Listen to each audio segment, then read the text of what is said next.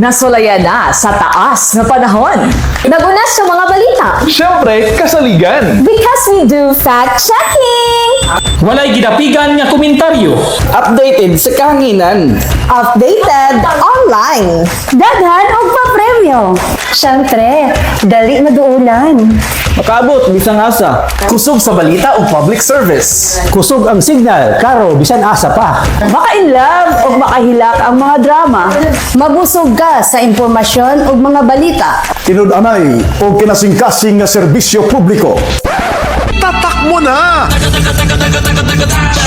Itatak mo sa bahay mo. Arimen ang radyo mo. Itatak mo sa sasakyan mo. Arimen ang radyo mo. Itatak mo sa opisina mo. Arimen ang radyo mo. Itatak mo sa radyo mo. Sa radyo mo.